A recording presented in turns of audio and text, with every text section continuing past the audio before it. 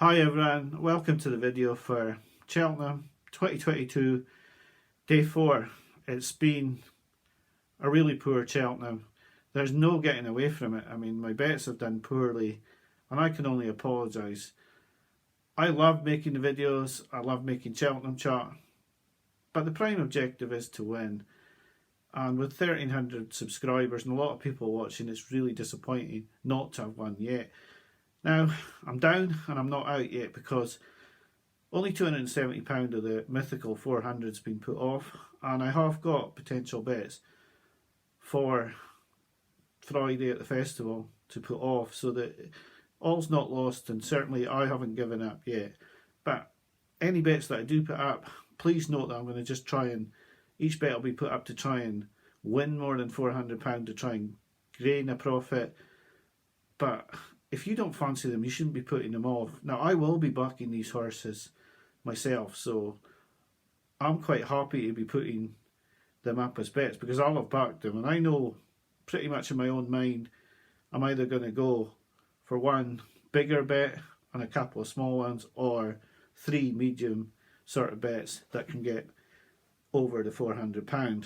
Now, that's not the way a lot of people would bet, but I'm only trying to protect the four profits I've had and make it a fifth one. I think betting anti-post this season's been really difficult, and I think a lot of people will tell you that this season it's been really difficult. The markets have been squeezed, and when you see the results and you see the weather that we got for the Wednesday of the festival, then nobody could have predicted a lot of the results that we've had. We've had bad luck, but there are no excuses. You put the bets off. It could have been different, Commander of Fleet and Ashdale Bob, but it isn't different, and I have to try and make the profit with the bets from tomorrow. So I'll just get on to the daily preview. At the end of the video, I have showed some slips because I do back these horses and I am hurting that they're losing, but I'll get on to the daily preview now. Hopefully some people are still watching the daily preview, so in the Triumph I know there are horses outside the top three who could really get involved in this, especially like the likes of Iker Alan, who didn't run well in the juvenile hurdle at the Dublin Racing Festival, but who I thought was a good horse and ran well since as well, just didn't perform at Leopardstown for some reason. He could be a bit of an outsider to look at. If Elliott's horses had run better yesterday, I would have been more interested in Phil Dor, but they seem to be going well and then stopping today, and I don't understand why. So I think Vauban is the most likely winner in this race, which I'd prefer it not to be honest, because if I really fancied Phil Dor, I could maybe have put him up as a bet. But Elliott's horse is not running really well. I for some reason I don't fancy Pied Piper in this, and I mean that should be your tip there to go and back it, because like I don't fancy it, but I don't really fancy it. I really fancy Vauban in this, but at 2-1 it's not a betting proposition at all. Yeah, I'd have to stay out of this race really. I think Vauban might win. I think Phil Dor would be my pick of the two Calantra horses, but in honesty it's probably not a race I'll be backing in. The County is a race where I could have a real swipe at one in State Man. I think he's way better than a handicap, but I think at the start of the season he was probably one of the three horses that Willie Mullins expected to put into the graded races at the festival, like the Supreme or the Ballymore. He fell first time out, which put Willie on the back foot a little bit. He won by a wide margin second time out, and he's got a mark of 141. He is absolutely thrown in off 141. The worry is that he just bumps into one. I think he's almost certain to be in the frame, especially the first six, but he could just be like Gaelic Warrior, who bumped into one and got beaten by Brazil on the first day. But he is the sort of horse that could win 6 lengths, and you'd be thinking, why didn't I just put the £90 bet on him at 72 and make a profit for the festival? So that he's a thought in that race. My mate Mozzie's also a thought, because I think Cromwell's horses are running well, and he's actually running graded races. He was second in a grade 1 He ran poorly last time out. He was miles behind Sir Gerhard in Three Stripe Life at Dublin Racing Festival. But the Cromwell Yard were just in horrendous form then, and lots of those horses have come back and ran a lot better. And the stable are in a lot better form this week. He's off 146 and he's got a chance. But it just shows how well handicapped Stateman could be. Then again, we don't know how good My Mate Mozzie could be. And at 20 to 1, it depends how I'm going to play Friday. I'll either be probably playing Stateman with a bigger bet at 7 to 2, or My Mate Mozzie at 20 to 1 with a smaller bet to just cover £400. The other one that I did look at was Jesse Evans. Noel Mead's got a reputation for piling in with a big priced winner that bolts in, such as Jeff Kidder last season. He was favourite for a big race at Cheltenham that threw up a lot of winners, and he just finished in mid-division. He's got a chance as well. But I think the main two for me in this would be My Mate Mozzie and Stateman. The other one, which a lot of people will fancy, is Surprise Package, who bolted in on Saturday in the Imperial Cup. I just wonder if he's quite as good as these group or graded class novice hurdlers. It could be that the novice hurdlers blow him out of the way, but a seasoned handicapper like Surprise Package could still be the one. He's around 10 to 1. So I've mentioned 4 there, but the race has got 22 runners in it. I will or I may come back to these horses as bets, and the bets will go up either late tonight or tomorrow morning. The Albert Bartlett's a strange race. Hillcrest ran too close to this race for my liking, really. He routed a field at Haydock, but it was bad ground, and sometimes that'll take a toll you don't really see, so I'd be against him. Ginto's a horse I love, but I'm not sure this comes at the right stage in his career. I would have kept him away from Cheltenham. He's a short price as well, and the Elliott horse is not really finishing out today. Then I'm not sure I want to be with him at that sort of price. We are with the Nice Guy at 14 to 1, £25 to win. He's definitely got a chance, but I'm worried that Willie's put Ramillies in here, who's got a lot of bumper experience and is a good horse. He was in the Nice Guys race last time when he made a really bad mistake when coming challenge, but his jumping's poor. The one I worry about is Classic Getaway. He's 25 to 1. He's a high priced horse who's not really produced it yet, but Cheveley Park don't tend to put these sort of horses into Cheltenham races as no hopers, and I think he might have more of a sniff than people think. I am a bit worried about him, and I wouldn't be surprised if I have another bash in this race at either Ramillies or Classic Getaway at the prices. The Gold Cap is another race that could present a bet.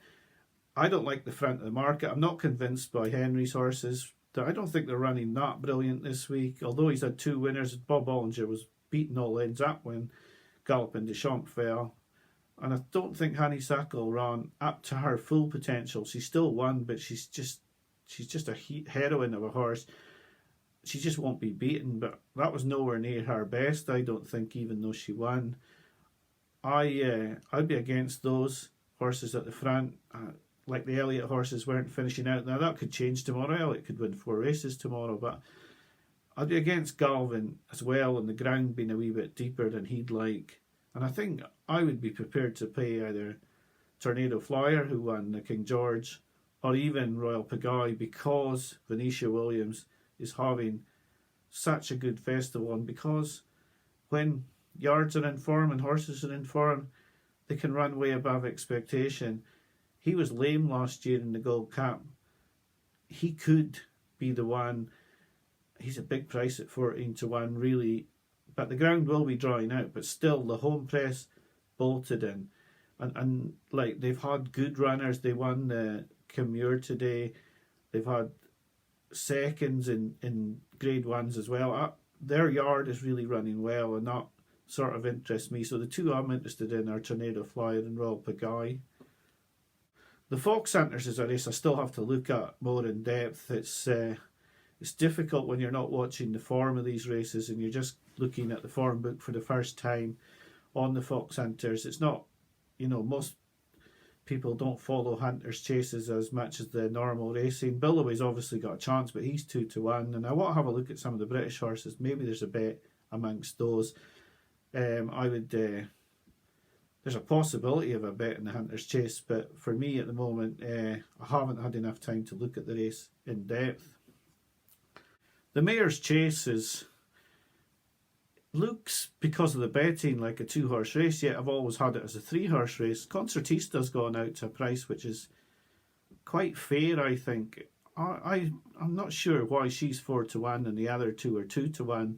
Really, I think her form's just as strong as the others. I don't think there's a price in there that I'd be looking for a bet. I think they're all correctly priced. I don't think there's anything. Well, Scarlet and Duck perhaps is an outsider who's probably a bit overpriced. I just don't think Scarlet and Dove's going to win this race. Although she might be a little bit overpriced, I don't think she's going to win, and so I'm going to have to look a little bit elsewhere on her. So no real bet in the Mayor's Chase because there's no real value that I can see. Who's the most likely winner? Probably Ellie May, because she's guaranteed to run a race. Mount Ida could jump right, and Concertista's still a novice, but it was a novice who won last year, so perhaps she's the value at the price bigger than the front two. The final race of the Cheltenham Festival is perhaps where I could find a bet.